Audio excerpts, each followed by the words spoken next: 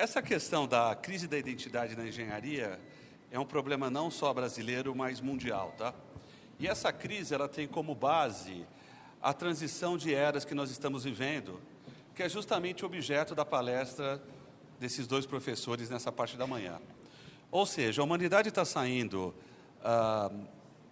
da terceira onda da Revolução Industrial e nós estamos entrando na quarta. Algumas nações, como a Alemanha, chama da indústria 4.0, mas o fato é o seguinte, está mudando o perfil dos problemas que nós, engenheiros e engenheiras, enfrentaremos na nossa atualidade. E por causa disso, a Academia Norte-Americana de Engenharias, ela produziu um texto que eu recomendo que todos vocês que estão aqui em pleno feriado discutindo liderança e engenharia observem. É os grandes desafios da engenharia. Na verdade, subentenda-se, os grandes desafios da engenharia norte-americana. Nós estamos motivando várias entidades de engenharia no Brasil e existem vários processos concomitantes no mundo. Academia Norte-Americana de Engenharias na China, Academia de Engenharia Chinesa, Academia de Engenharias Britânica, recentemente a Academia Nacional de Engenharia Francesa. Eles começam a discutir localmente os seus grandes desafios. A ideia da gente discutir os grandes desafios da engenharia é a gente começar a ter um futuro da nossa engenharia, ou seja, nós próprios, e a gente começar a criar as bases para a gente resolver o nosso problema de identidade. Porque há 10, 20 anos atrás, quando eu me formei engenheiro, quando o professor Pedro se formou engenheiro, nós sabíamos que problemas nós resolveríamos na sociedade. E hoje esses problemas estão um pouco difusos. Por isso que é muito importante, vocês, futuras lideranças da engenharia, nos seus respectivos países, eu não estou falando apenas do Brasil, mas sei que temos engenheiros hindus, nigerianos e portugueses aqui, nós precisamos ter isso muito claro. E aí é muito interessante entender quais são os 14 desafios da engenharia norte-americana. O primeiro desafio é viabilizar a energia solar. A fonte mais abundante de energia no planeta Terra é a luz do Sol. Especialmente nessa nação, especialmente para os nossos colegas nigerianos. Nós sabemos que o Brasil é um dos países mais ensolarados do mundo. Como eu aproveito essa energia no momento que os combustíveis fósseis, a energia nuclear está sob grande dúvida? Por exemplo, o que chega de energia do Sol, hoje no planeta Terra, é 10 mil vezes mais do que toda a energia produzida pelos seres humanos. O segundo desafio é a energia a partir de fusão nuclear. Queremos fazer microdispositivos de fusão nuclear que, eventualmente, num futuro não muito distante, talvez o meu aparelho celular, o meu iPhone 15, será drivado por fusão do que uma bateria lítio-polimérica. O terceiro desafio, sequestro de carbono. O quarto desafio é o ciclo de nitrogênio. E quando a gente fala do nitrogênio, a gente fala da agricultura. O ciclo de nitrogênio, enquanto a gente se preocupa em fixar carbono, o nitrogênio ele é tão importante para o futuro da humanidade quanto o carbono. E as pessoas não se preocupam com o nitrogênio. O quinto desafio é água. Não preciso justificar. O sexto desafio, infraestrutura urbana. É o objeto do encontro de vocês, certo? Pelo que eu entendi, o EILE hoje é uma grande abordagem interdisciplinar no campo da engenharia. Nós temos aqui, provavelmente, civis, mecânicos, elétricos, computeiros, certo? Hidráulicos, para resolver a questão da infraestrutura urbana. Até porque nós sabemos que em 2020, 90% da população humana vai viver nas cidades. O outro desafio é a parte de informática médica. Hoje, nós fazemos um remédio para milhares de pessoas. A gente pensa em impressora 3D para um monte de coisas, porque a gente não pensa uma impressora 3D para imprimir o remédio que eu preciso naquele instante. Esse é um problema fundamental. Quem disse que aquele remédio que você está comprando na farmácia é o melhor para você na sua dosagem? Então, a engenharia de medicamentos, e por trás nós temos o Big Data, Analytics, Informática Médica, é o grande desafio. Que nós chamamos da engenharia de alimentos, a engenharia de medicamentos, tá? Este é o desafio da engenharia que eu acho mais fantástico. Engenharia reversa do cérebro, né? Vocês sabem como eu defino os médicos, né? Para mim, médico faz engenharia reversa. Tem manual do corpo humano? Não. Então, como eles fazem? Eles reinventam os manuais. Pega o joelho, dá uma martelada, disseca, olha no microscópio. Medicina, para mim, pessoal, é engenharia reversa pura. E a parte mais difícil do corpo, que eu acho que, nos limites, quem tem as respostas para reinverter esse processo de engenharia são os engenheiros e as engenheiras. E eu achei incrível a Academia Norte-Americana de Engenharias estabelecer, dentre os seus 14 desafios do milênio, a engenharia reversa do cérebro como um grande desafio da engenharia, e não da medicina. Isso é fantástico, né? Para quem estuda eletrônica, como eu, a gente pode ter altas conversas sobre isso. Tá? Cybersecurity, cibersegurança, não preciso justificar. Realidade virtual, eu sou um pesquisador nesse campo, então as soluções da cidade passam pelas soluções da realidade virtual e aumentada. Podemos hoje, nos workshops, discutir isso um pouco mais. Aprimoramento educacional pessoal. As tecnologias de educação à distância passam pelo desafio da engenharia. E a gente sabe que, dentre as várias profissões humanas, a engenheira e o engenheiro são aqueles profissionais que até o último dia da vida deles vão aprender. Eu vou dar um exemplo, tá? Quando eu me formei, o IEEE tinha 20 revistas. Hoje são mais de 300. Se você estiver no engenheiro eletrônico, eletricista, que fala que sabe tudo de engenharia elétrica, ele está mentindo. É impossível hoje um ser humano aprender todo o conhecimento gerado num campo específico da engenharia, que é a engenharia elétrica.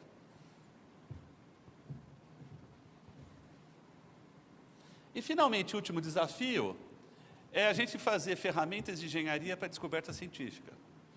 Pensem os grandes desafios científicos da humanidade. O envio ao homem à Lua. Ele conseguiria ser feito só com cientistas da NASA? Não.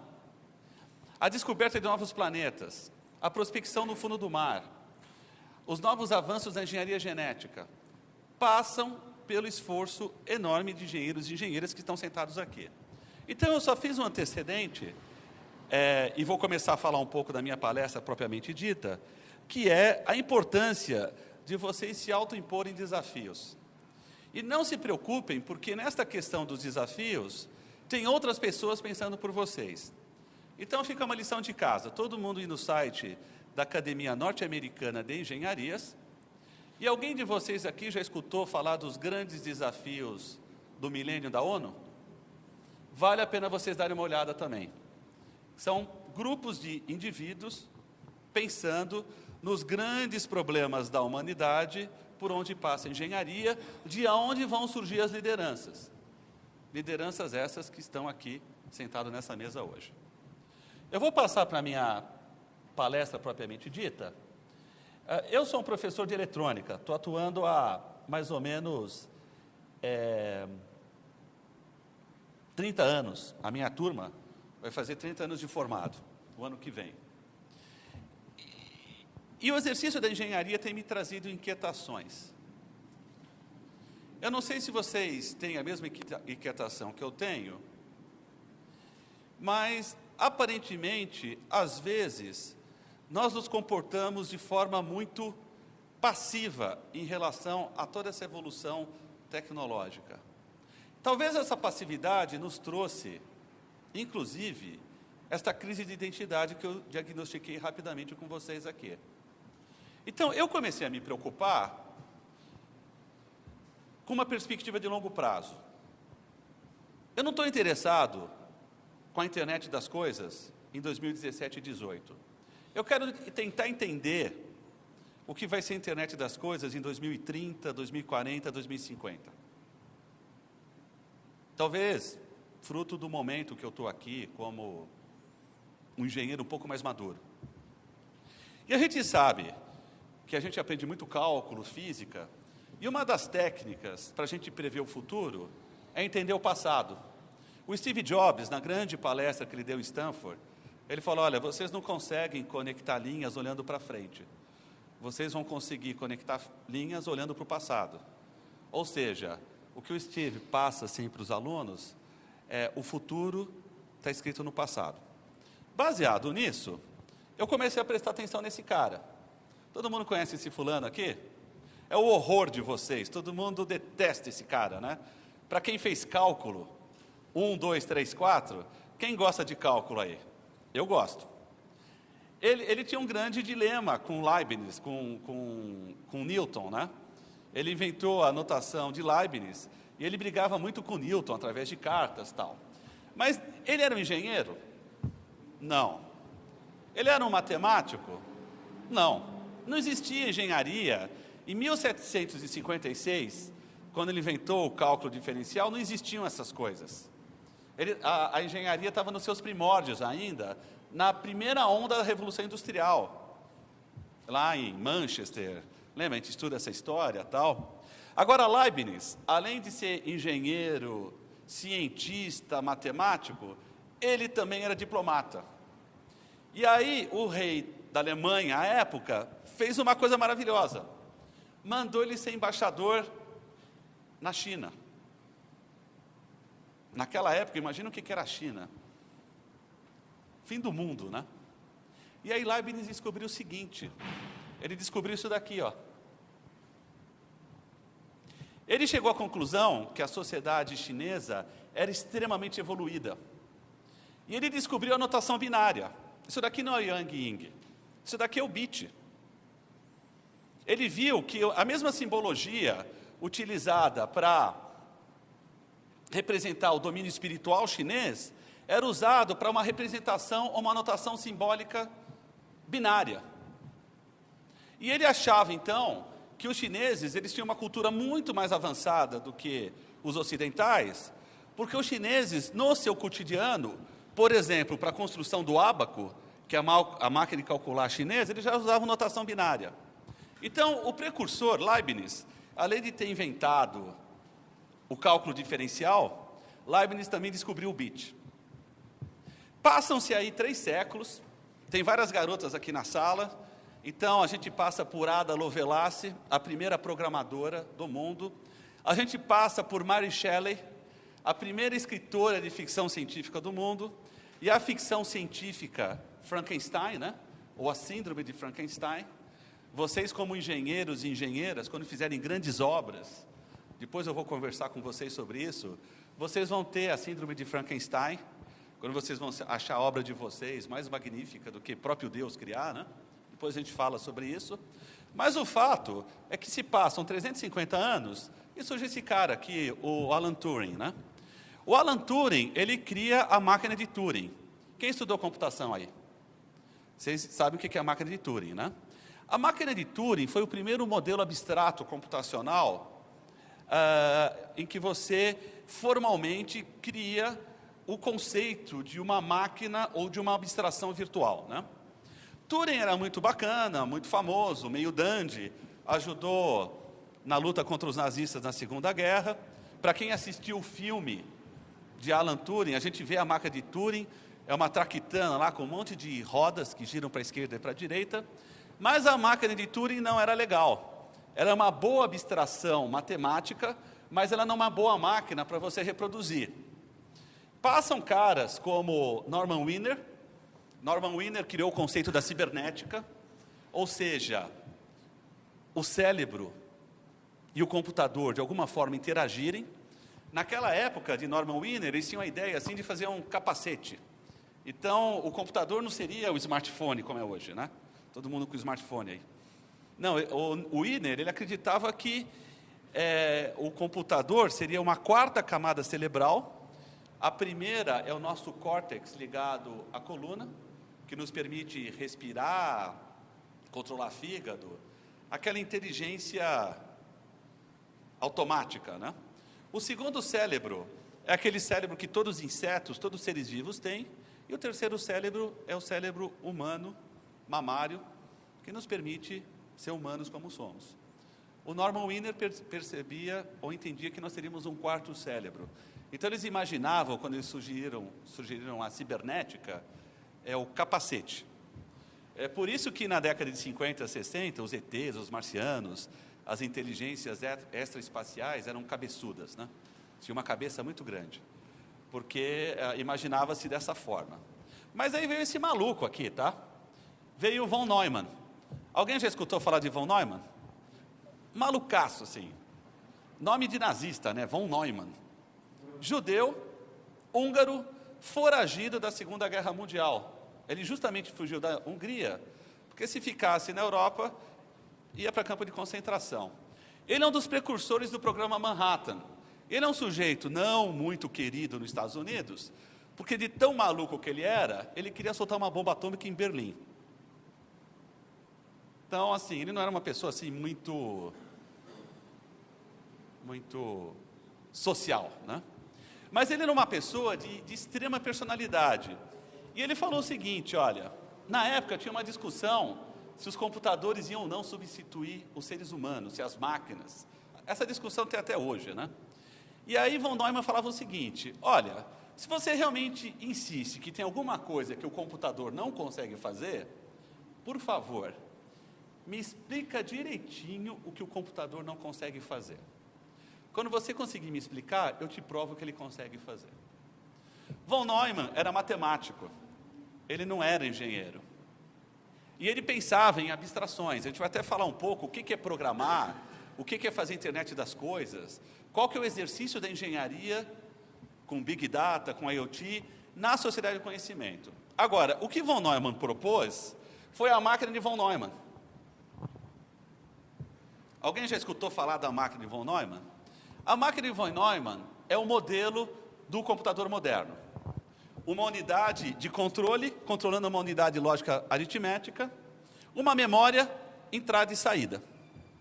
Esse é o computador de von Neumann. E essa é a pequena abstraçãozinha que tem em todos os computadores do mundo. Centenas de milhares de computadores do mundo têm a máquina von Neumann. O smartphone que você está usando, esses laptops, o computador que controla a minha lâmpada. De 45 a 2001, a humanidade demorou quase meia década para construir o primeiro computador do mundo com a capacidade de 1 teraflop. O que é 1 teraflop?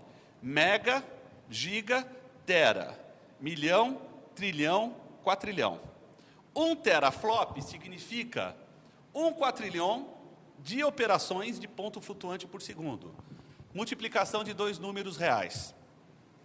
Ou seja, em 2001, numa sala provavelmente bem maior do que essa sala deve ter 20 por 20 metros, nós estamos falando de uma sala de 20 por 30 metros, a gente conseguiu construir um computador que conseguia processar 1 quatrilhão de operações de ponto flutuante por segundo, consumindo 500 kilowatts, tá? Passados 15 anos, vocês sabem o que é esse diagrama? É a arquitetura von Neumann de um processador moderno. Se vocês têm esses celulares aí, vocês aí dentro têm um chip. A gente chama um ASIC, um Application Specific Instruction Computer. Normalmente, essa máquina tem algo da ordem de 30 bilhões de transistores e tem essa arquitetura. Tem alguém aqui da elétrica ou da eletrônica? Para o pessoal da eletrônica, vocês conseguem ver, né? As 4 CPUs aqui em cima, o barramento de memória, a estrutura de cache primário e secundário, interface com a RAM, as interfaces de entrada e saída. Olha, pessoal, é a mesma maquininha von Neumann. Complexa. Porque outra dimensão da engenharia moderna é a complexidade. Não discutiríamos isso hoje. O professor Pedro passou um pouco por essas questões, a gente tem que se acostumar em navegar em ambientes complexos. Mas se vocês têm os conceitos, vocês têm o cálculo, a física, a computação, a mecânica, com esses conceitos fundamentais, vocês vão ver que na hora que vocês filtram, na hora que vocês ligam o superpoder da engenheira e do engenheiro, que é aquela capacidade analítica, a gente fica até com o olho pequenininho assim, a gente olha, faz aquela cara de inteligente, começa a analisar, vocês vão começar a ver que eu não estou falando nada demais. A única diferença é que essas maquininhas que vocês têm hoje, têm mais de 1 teraflop e consomem menos do que 5 ou 6 watts. E são as mesmas máquinas von Neumann. Então, se você pegar hoje o processador embarcado mais avançado que nós temos à disposição na humanidade, ele tem o tamanho de um cartão de crédito, ele consome menos que 15 watts, e ele te oferece 1 teraflop. E aí a questão é o seguinte, o que eu vou fazer com essa capacidade inimaginável de computação? Rodar modelos em cima da plataforma von Neumann. E aí nós começamos a discutir a internet das coisas, e a gente começa a discutir as possibilidades que essas tecnologias, dominadas pelas engenheiras e pelos engenheiros, têm de transformar a sociedade. Tá?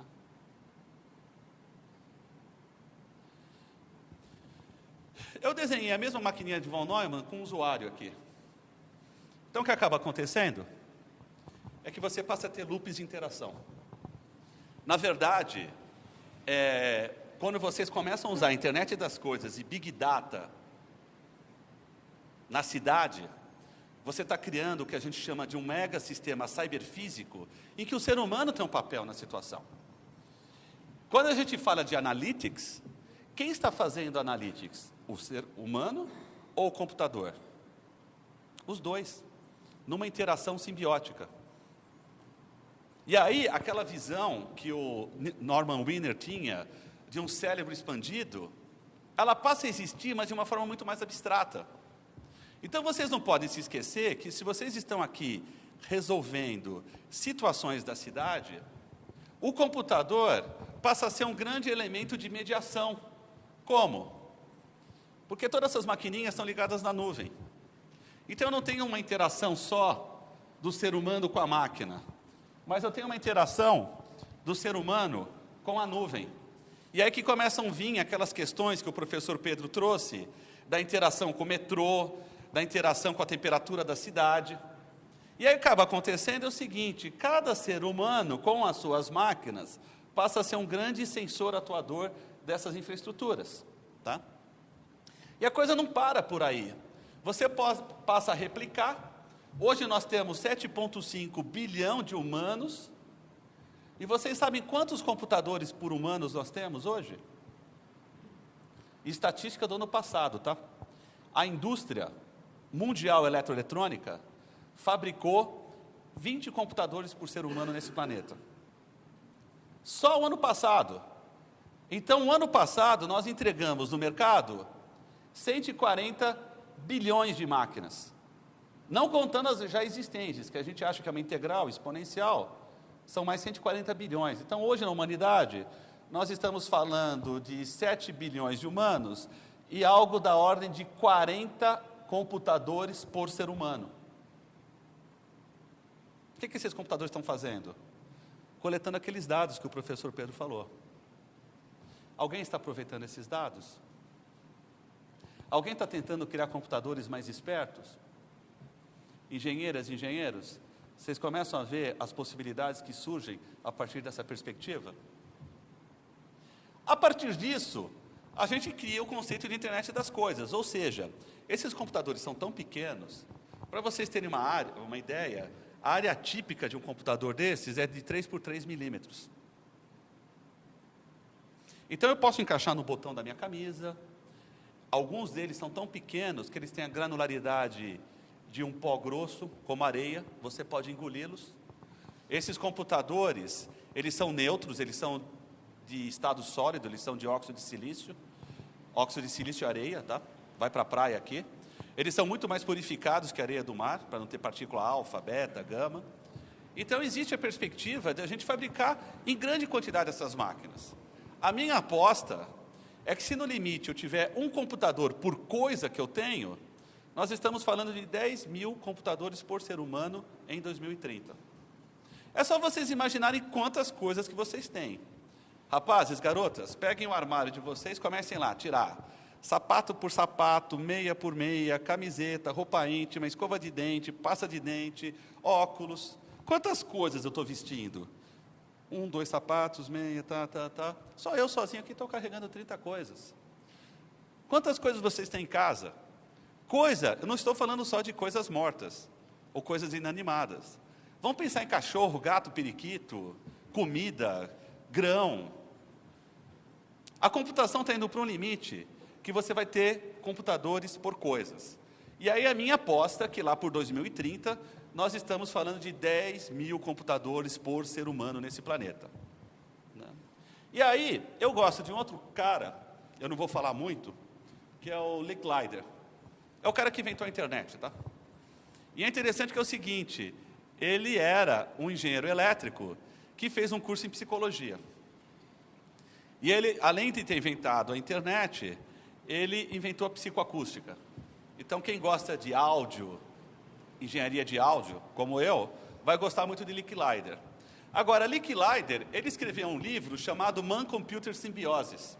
Eu montei um grupo de estudos na USP para estudar esse livro dele. A gente acredita que esse estágio da computação que nós estamos vivendo, ele vai trazer outras dimensões no campo da engenharia. Inclusive, as perspectivas de longevidade e de transposição cérebro-máquina. Isso é muito louco. Vocês já escutaram falar de singularidade? O que é singularidade? É o dia que todos os computadores do mundo terão mais velocidade ou capacidade computacional que o cérebro humano. A gente espera que esse dia ocorra entre 2020 e 2025. E a gente acredita que a partir dessa data a humanidade vai ser um pouquinho diferente. Né? Beira a ficção científica, mas um dos outros fenômenos que existe na sociedade do conhecimento, que é a distância entre ficção e realidade, está cada vez mais curta. E são perspectivas essas que vocês, como engenheiras e engenheiros, têm que lidar a partir do momento que vocês estiverem formados. Tá? Eu não vou falar de simbiose, eu vou passar por cima, tá? Eu daria exemplo para vocês de endossimbiose, ou evidências de simbiose humano-máquina, mas vamos falar da lei de Moore. Né? O Moore foi o terceiro engenheiro contratado pela Intel, e ele criou o corolário de Moore. Né? O que é o corolário de Moore? A eletrônica dobra sua complexidade a cada 2 anos. Então, o iPhone 8 vai ter 2 vezes mais complexidade que o iPhone 7. O iPhone 9 vai ter duas vezes mais complexidade. Como a gente mede complexidade? Velocidade de processamento, capacidade de memória e quantidade de transistores. Tá? Esse gráfico plotado aqui é a quantidade de transistores. Tá? O Pentium 4 já tinha 125 milhões de transistores. O iPhone de vocês, o 8, a gente já estima 30 bilhões de transistores. Tá? Isso em 2005. Então, dobra, você vai ver que a conta bate. Hoje, um celular iPhone 8, estamos falando de 30 bilhões de transistores, tá?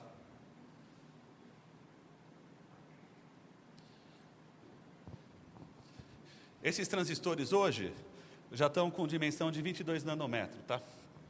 22 nanômetros é menor do que a espiral do DNA. E a nossa tendência é chegar em 5 nanômetros. O problema de 5 nanômetros é que nós já estamos trabalhando com 40 camadas atômicas.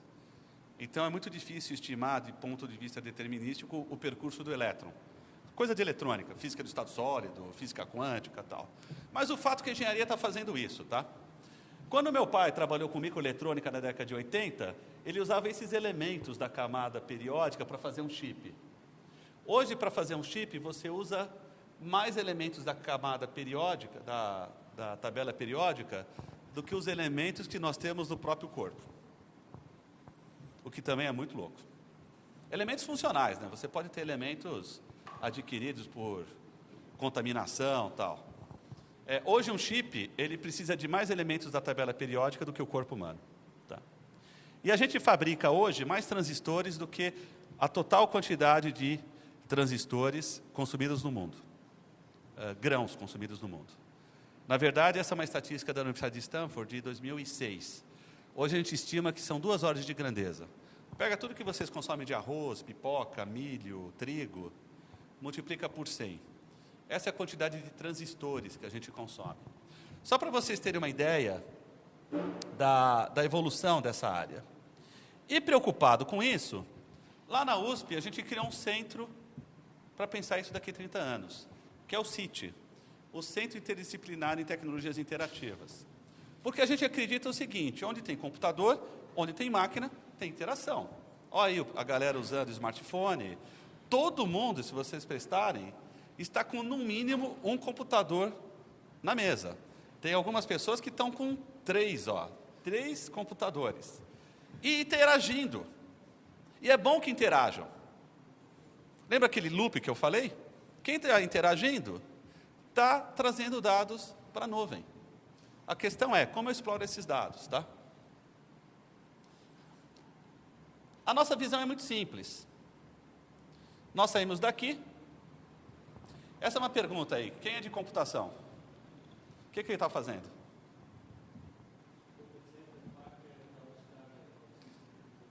Está fazendo a ponta de flecha? Não. Ele está programando. O que é programar? É imputar um modelo abstrato de alto nível num hardware com comportamento determinístico. Isso é programar. Programar é pegar um modelo, pega um modelo dinâmico de um drone, pega as equações rotacionais, os momentos de inércia, faz um modelo abstrato de alto nível baseado nos princípios de engenharia que vocês tomaram no 2º ano da escola. Pensa num ambiente para modelar isso, um MATLAB. Faz um modelo em MATLAB. Sintetiza o modelo MATLAB para um sistema, para uma linguagem de programação de alto nível, um C. Pega essa linguagem de alto nível e joga no sistema operacional, ROS. Pega esse sistema operacional e ativa um hardware, um single board computer, como a Raspberry Pi 3. Liga a Raspberry Pi 3 num hardwarezinho que aciona as hélices. Coloca num frame, você tem isso voando. Esse esforço de lascar a pedra, de colocar um modelo abstrato, porque para ele poder lascar a pedra, ele tinha um modelo abstrato. Ele tinha o conceito da física, ele tinha o conceito da matemática. No estágio evolutivo que nós estávamos, há 200 mil anos atrás. Mas, de fato, o que ele está fazendo de verdade, ele está programando. Porque o que é programar? É pensar no modelo abstrato, introjetar esse modelo abstrato no meu hardware e acreditar que o hardware vai se comportar de acordo com o meu modelo. É isso que a gente faz quando programa. É claro, nesse instante da humanidade, eu não tinha von Neumann, eu não tinha linguagem C, não tinha nada disso. Mas, de fato, ele está programando. Passaram-se 2000 anos, nós chegamos nisso. Alguns anos atrás, nós já passamos da relação um computador por ser humano. E a gente coloca essa imagem de propósito, porque nós estamos tendo um problema de antecipação da tecnologia. Nunca antes, na história da civilização humana, a tecnologia está chegando tão cedo ao ser humano. Tanto que é verdade, uma pesquisadora minha reclama, falou, poxa, você pegou essa foto da internet, eu quero ter a foto do meu filho usando o tablet. Porque ele começou a usar o tablet com 8 meses de idade. Agora, qual que é a diferença desse pedaço de silício para aquele pedaço de silício do Sapiens, há 200 mil anos atrás? Esse pedaço de silício roda uma máquina von Neumann. E aí o processo de interação, ele é muito mais rápido. E o processo de interação não é só... No passado, vamos supor que o Homem Sapiens programava a rocha e conseguiu a lança. Depois que ele fez a lança, qual que é a segunda coisa que ele ia fazer? Ele ia contar para o homem da tribo do lado. Ele ia ensinar o homem do lado a fazer a lança. E os dois iam sair juntos para caçar. Como é que eu faço isso hoje? A internet. Hoje eu tiro uma foto, eu não preciso imprimir a foto e mostrar para o meu colega. Tem programação, tem tudo isso para o lado. Eu mando pela internet, ok? A minha pergunta é, dentro dessa perspectiva, o que será a humanidade daqui a 30 anos? Se os quantums temporais para essa evolução tecnológica são cada vez mais curtos.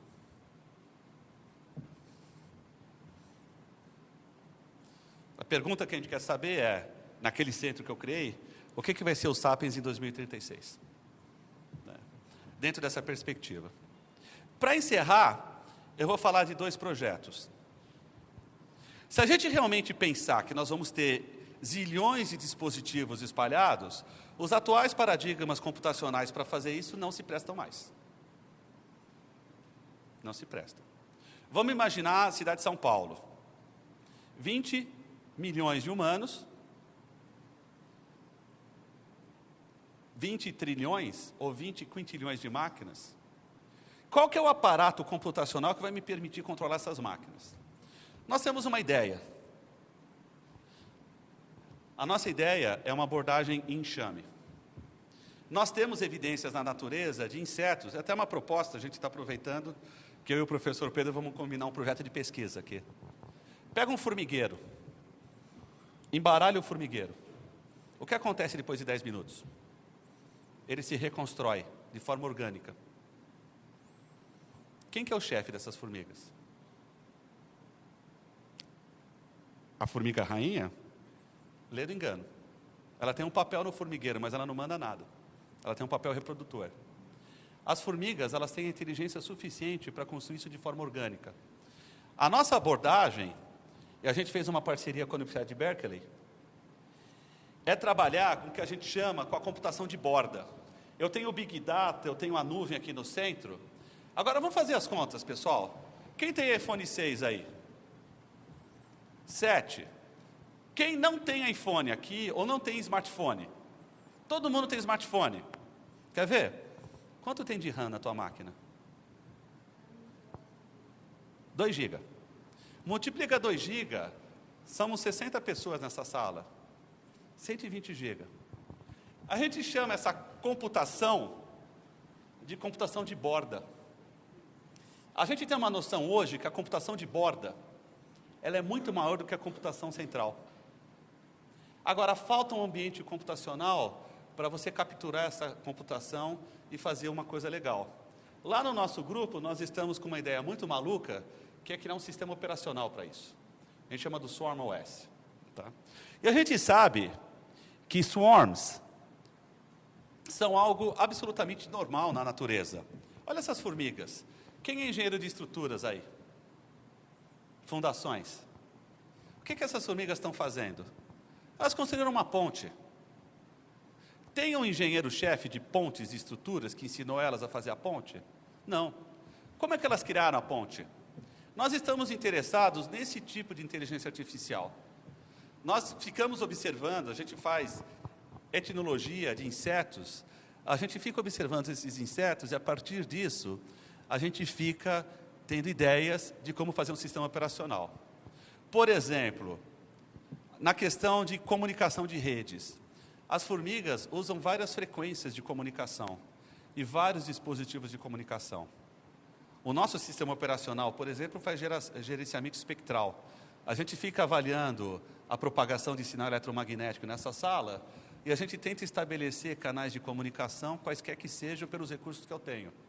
Então, no futuro muito distante, não vai ter mais essa coisa de sistema operacional, de tentar ligar Wi-Fi, Bluetooth. O sistema operacional vai se gerenciar e estabelecer a comunicação em função da semântica desses recursos.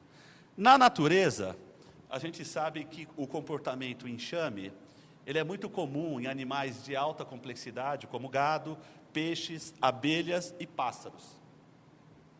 Aí eu pergunto o seguinte, essa é uma foto de um congestionamento em Xangai. Podia ser em São Paulo ou Santos. Eu tenho um padrão swarm aqui? Não. Um dos nossos projetos é com a indústria automotiva, porque carro é uma maravilha, né? Carro, eu posso botar o computador do tamanho que eu quero dentro do carro, com a capacidade computacional que eu quero. Então, nós estamos imaginando que o carro do futuro vai ser um data center.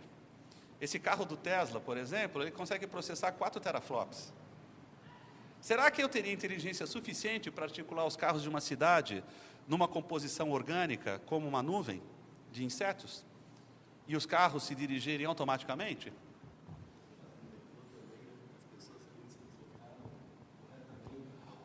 Ou no esforço multimodal, toda a infraestrutura urbana, o metrô, o carro, são simplesmente insetos diferentes, tá? Esse é um dos convênios que a gente tem com a Prefeitura do município de São Paulo, tentar ter uma abordagem swarm. E swarm funciona muito bem em países em desenvolvimento. Funciona muito bem para a América Latina, para a África, porque nós não tivemos 3 guerras mundiais, onde houveram processos de ciclos de construção e de desconstrução de infraestrutura urbana, né? Não foi o caso de Portugal, mas peguem as grandes cidades alemãs, francesas, foram todas destruídas na guerra. O Japão foi bombardeado 3 vezes. Então, eles tiveram a chance de reconstruir a cidade, porque tudo foi destruído. Isso, infelizmente, não vai acontecer, ou felizmente não vai acontecer com a cidade de São Paulo. Eu não posso chegar lá e falar, vou implodir a cidade de São Paulo, uma bomba atômica no meio dela, e recomeçar tudo do zero. Então, nós temos essa questão orgânica, e a gente acredita que essa abstração computacional é perfeita para isso, tá? Na verdade, nós estamos construindo os insetos, tá? Nós estamos concebendo circuitos eletrônicos muito simples para se comportar como inseto. E, finalmente, para encerrar, eu sou um cara de hardware, certo? Então, eu vou falar um pouquinho de hardware para vocês. Vou carregar aqui. Nós vamos sair de insetos e nós vamos falar de cachorros.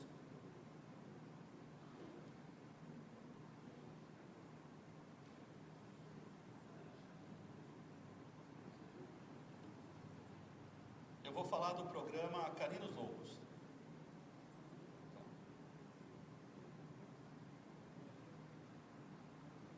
E aí, encerramos. Vamos para alguns. Bem, todo mundo sabe que a internet das coisas é real. Ela está acontecendo. Todo mundo aqui já escutou falar da Arduino, da Raspberry Pi? Nós vamos falar um pouco desse hardware, tá? O grande problema é que nem a Arduino nem a Raspberry Pi são abertas. A maioria dos hardwares para a internet das coisas não são abertos. Então, imaginem vocês, é como se eu comprasse um tijolo, mas eu não poderia fabricar o tijolo. O tijolo é fundamental para construir grandes estruturas de engenharia. Da mesma forma que esses hardwares são fundamentais para a gente construir a nova engenharia que vai surgir a partir da internet das coisas. Então, como eu falei para vocês, o hardware não é aberto. E aí, qual que é a oportunidade? É o que a gente chama dos single board computers. Nós, engenheiros e engenheiras, podemos sim fabricar essas maquininhas von Neumann, na escala que a gente quiser. Um Arduino, uma Raspberry Pi, é um single board computer. E não são as únicas, tá? Existem diversas placas como essa. Por exemplo, a Intel tem a linha Edison, a Texas Instruments tem a linha BeagleBone. Agora, nenhum desses hardwares é aberto. Eu não me conformo, como engenheiro, não poder abrir esse hardware. Eu quero modificá-lo, eu quero fazer menor, eu quero fazer uma versão comestível, eu quero fazer uma versão implantável, eu quero botar uma versão dessa no foguete que o grupo Júpiter da Poly está fazendo, eu não consigo, porque esse hardware não é aberto.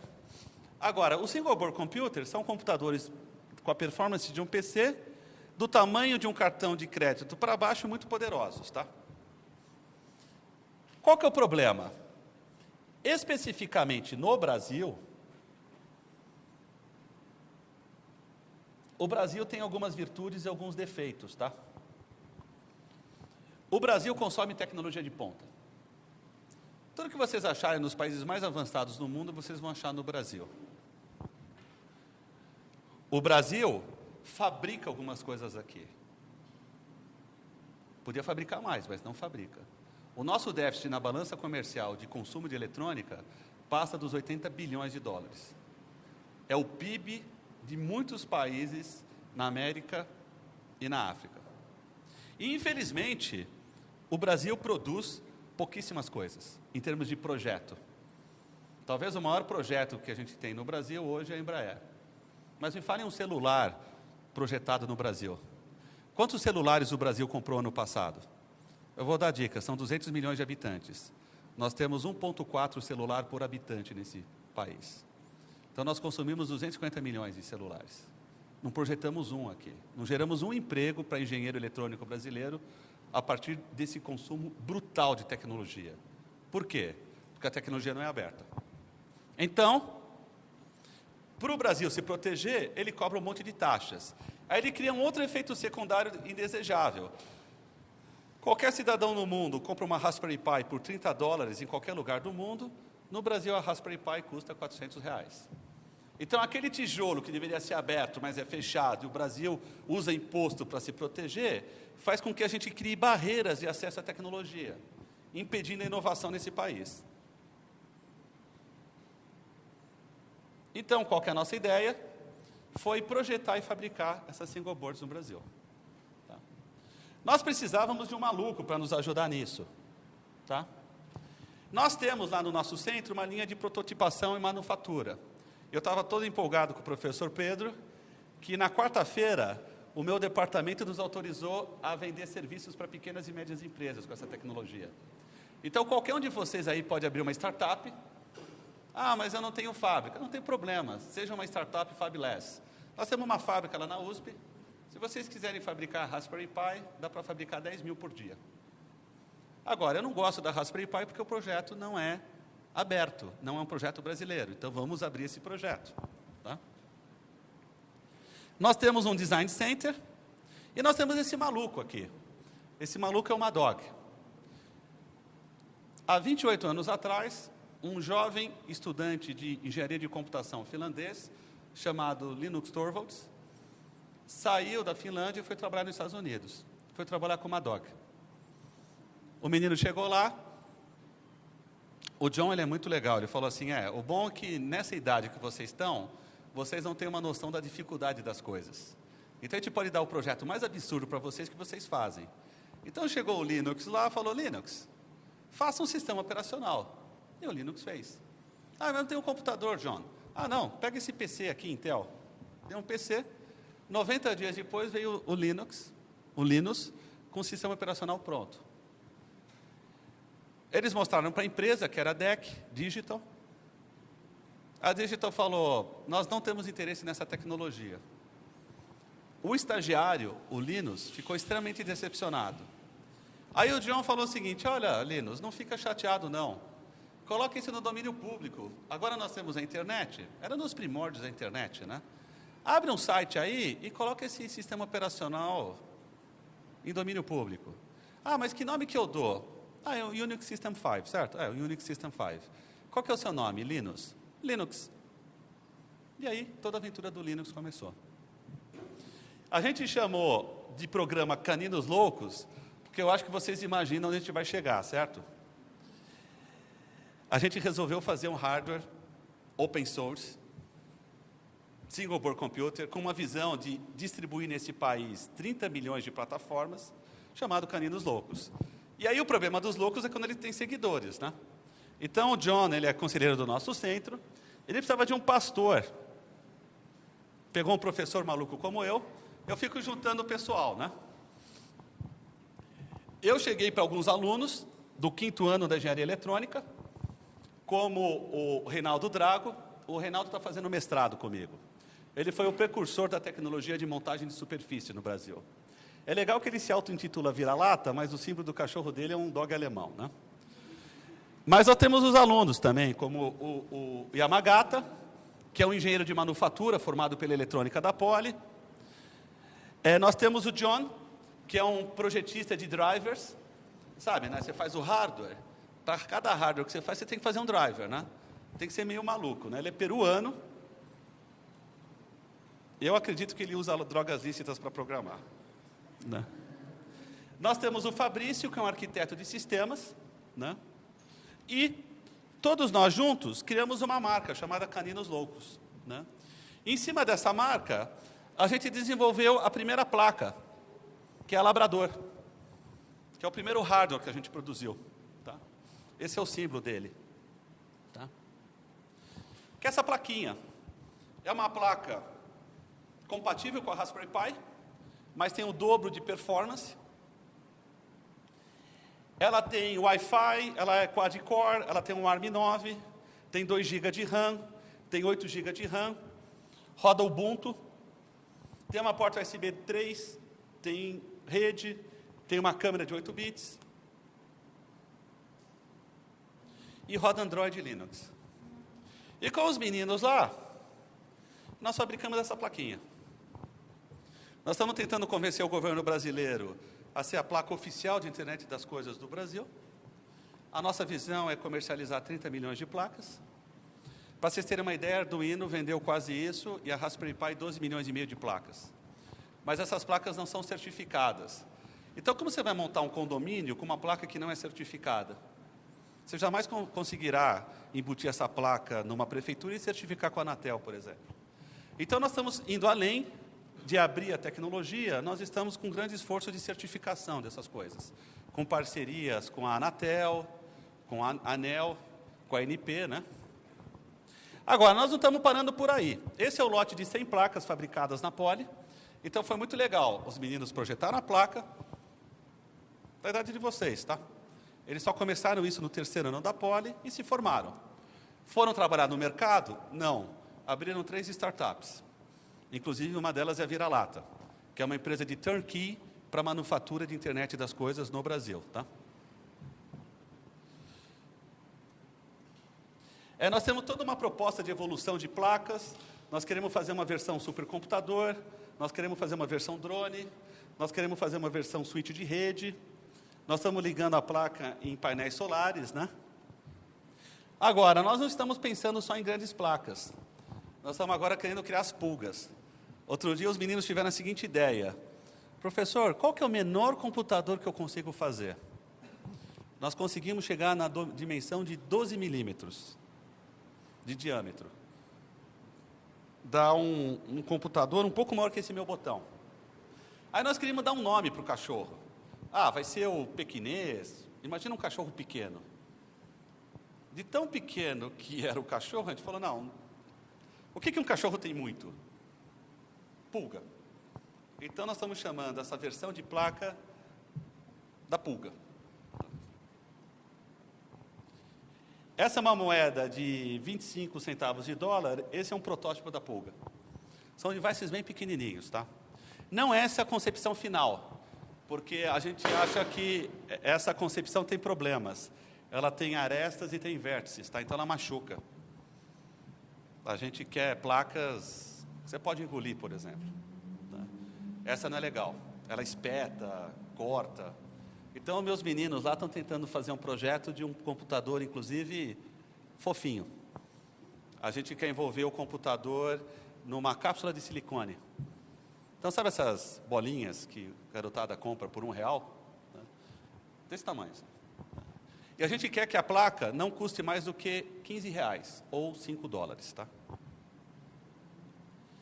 A gente criou uma marca chamada Made Designer by Brazilians, chama de Brazilian Synapses, e a gente startou essas empresas até agora.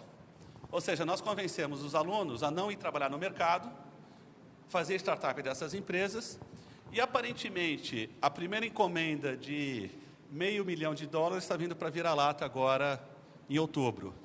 A Campus Party está encomendando deles 25 mil placas para distribuir pelos campuseiros. E eles conseguiram financiamento para isso. Ou quase conseguiram. Tá? Bem, pessoal, era isso. Essas são as entidades que estão apoiando a iniciativa. E no futuro, se vocês forem usar Single Board Computers, internet das coisas, quando vocês verem uma tecnologia, tentem entender se vocês têm domínio da situação. Se vocês não tiverem, não há problema. Vocês, engenheiros e engenheiras, estão plenamente aptos a ter. É só uma questão de esforço, sistemática, planejamento e foco.